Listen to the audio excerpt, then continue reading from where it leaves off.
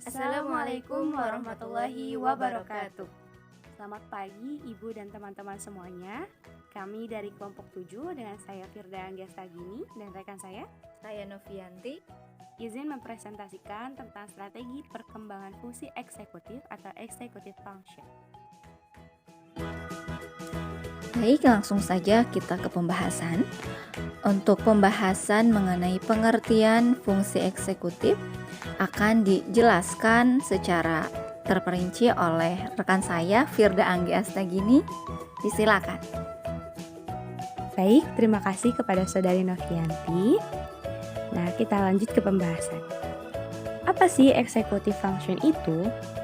Executive function merupakan fungsi yang berlangsung di bagian otak yang disebut prefrontal cortex, yaitu bagian otak depan ya.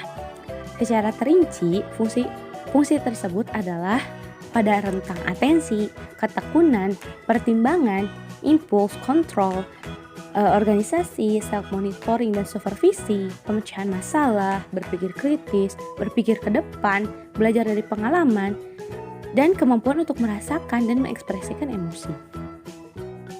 Nah, untuk lebih simpelnya, executive function ini adalah serangkaian proses mental yang membantu kita menghubungkan pengalaman masa lalu dengan tindakan yang dilakukan sekarang. Executive function itu semacam CEO yang membuat kita berpikir atau memproses yang kita lakukan untuk setiap hari seperti itu. Tidak hanya anak-anak, orang dewasa pun mengalami hal seperti ini dan harus berjuang untuk mengendalikan keterampilan ini.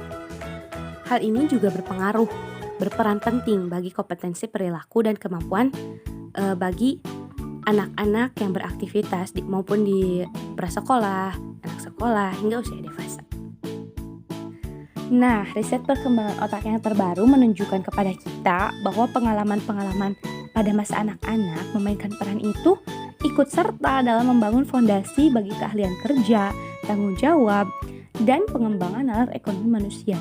Itu adalah salah satu contoh dari executive function atau fungsi eksekutif.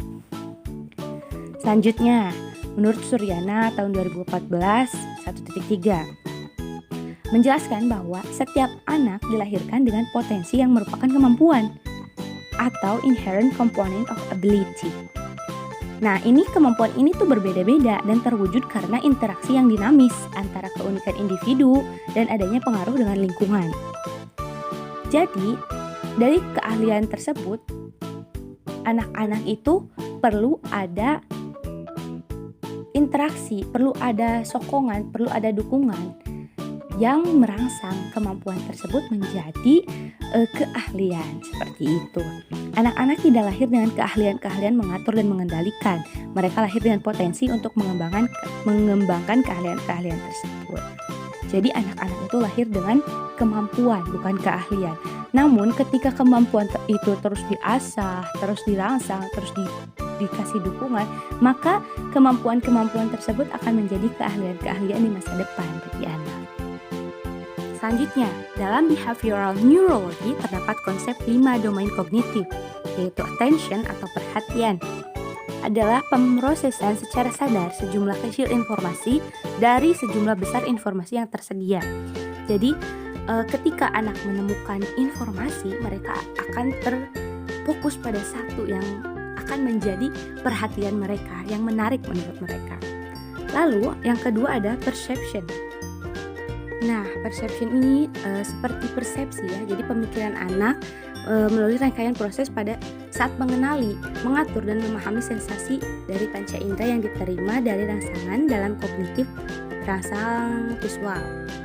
Jadi ketika anak menerima rangsangan, bagaimana anak itu menanggapi itulah perception atau persepsi.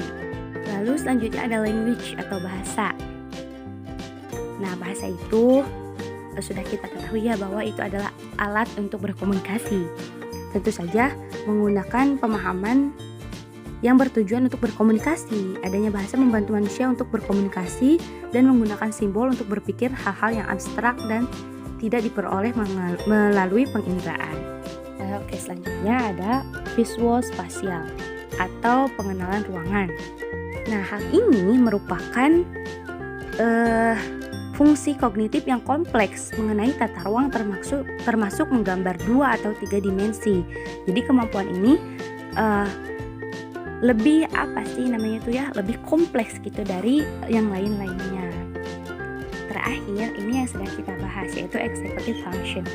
Executive function ini bisa disebut juga kemampuan penyelesaian masalah, kemampuan mengerjakan tugas dengan urutan tertentu. Itu menurut Ellis dan Hunt tahun 1993. Oke, baik, sekian dari saya. Untuk pembahasan selanjutnya akan dibahas oleh rekan saya, Saudari Novianti. Kepadanya disilahkan. Baik, terima kasih kepada rekan Firda. Untuk selanjutnya kita akan membahas mengenai urgensi executive function. Nah, menurut Adele Diamond, seorang profesor di perkembangan kognitif ilmu syaraf Universitas British Columbia menyatakan bahwa berbagai studi telah menunjukkan bahwa kemampuan executive function lebih penting untuk kesiapan sekolah anak dibandingkan tingkat IQ atau kemampuan membaca dan matematika anak. Nah, executive function tidak hanya menyiapkan anak untuk menghadapi sekolah, namun juga menyiapkan anak menghadapi kehidupan. Nah, yang lebih pentingnya lagi, executive function itu lebih dipengaruhi oleh kebiasaan dan cara pengasuhan orang tua. Nah, pengalaman dan interaksi anak dengan dunia sekitarnya mempengaruhi kemampuan executive function-nya juga gitu. Fungsi eksekutif ialah kemampuan kognitif yang memiliki relasi dengan perkembangan anak. Nah, makna executive function sendiri itu direferensikan pada suatu set pengaturan dari keahlian-keahlian ataupun skills. Nah, keahlian-keahlian terkait kapasitas dalam merencanakan dan meraih tujuan, kontrol diri, mengikuti banyak arah walau sambil mengalami interupsi ataupun gangguan, serta kemampuan untuk tetap fokus. Gen manusia menyediakan blueprint bagi pengembangan keahlian ini, namun bergantung kepada pengalaman dan prakteknya, seperti itu. Kemudian dasar perkembangan ini dimulai pada saat bayi mulai belajar memberikan perhatian. Nah, keahlian ini paling berkembang cepat di antara usia 3 hingga 5 tahun. Diikuti oleh tahapan yang lain dalam perkembangan selama remaja dan tahun awal kedewasaan. Sebetulnya ini butuh banyak sekali waktu dan banyak juga latihan atau stimulasi untuk membangun keahlian di bagian ini gitu, teman-teman. Kemudian nih Adele Diamond dan Kathleen Lee dalam M. Taufik pada tahun 2015 mengenai fungsi eksekutif, mereka menyimpulkan ada 3 hal yang paling penting untuk anak usia 4 hingga 11 tahun dalam perkembangan kognitif dan kesuksesan sekolah. Nih, yang pertama ada yang namanya self-control atau inhibition, yang mana ini akan membuat anak-anak ataupun orang dewasa dapat berkonsentrasi dan gigih dalam pembelajaran tugasnya untuk menghindari kecenderungan mereka mengulangi respon yang salah dan untuk menolak impuls melakukan sesuatu sekarang yang nanti akan mereka sesali gitu. Lebih ke kayak kontrol diri gitu ya, supaya terjadi kesalahan itu sangat kecil gitu loh. Nah, kemudian yang kedua ada working memory. Nih, anak-anak itu butuh kinerja otak yang efektif untuk kinerja mental dengan massa informasi yang akan mereka hadapi saat sekolah dan di luar sekolah. Nah, kemudian yang ketiga ada flexibility. Nih, anak-anak butuh kefleksibelan dalam pikiran mereka untuk mempertimbangkan perbedaan strategi dan perspektif. Nah, peneliti itu menemukan bahwa fungsi eksekutif adalah prediktor kesiapan sekolah yang lebih baik daripada IQ umum. Nah, beberapa perbedaan aktivitas yang telah ditemukan untuk meningkatkan fungsi eksekutif otak, seperti mengatur latihan menggunakan permainan untuk meningkatkan kinerja otak, latihan aerobik, mindfulness atau waspada, penuh perhatian dan fleksibel secara kognitif dalam menjalani aktivitas dan tugas sehari-hari. Dan beberapa tipe kurikulum sekolah. Nah, kemudian dipercaya juga bahwa fungsi eksekutif dan kemampuan pola pengasuhan yang baik itu sangat berhubungan. Ketika kita melihat anak-anak dengan fungsi eksekutif yang baik, kita sering melihat orang-orang dewasa di sekitarnya yang memiliki self-regulator yang baik. Untuk selanjutnya mengenai peran executive function.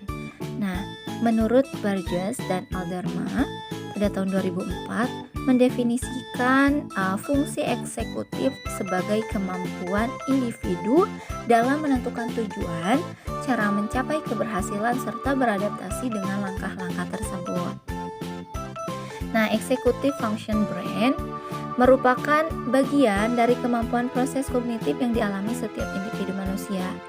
Kemudian ada juga menurut Diamond pada tahun 2013 menjelaskan bahwa executive function brain berkaitan dengan kesehatan mental, kemudian kesehatan fisik, kualitas hidup, kesiapan bersekolah, kesuksesan belajar, kerja, harmonisnya perkawinan, dan keamanan publik.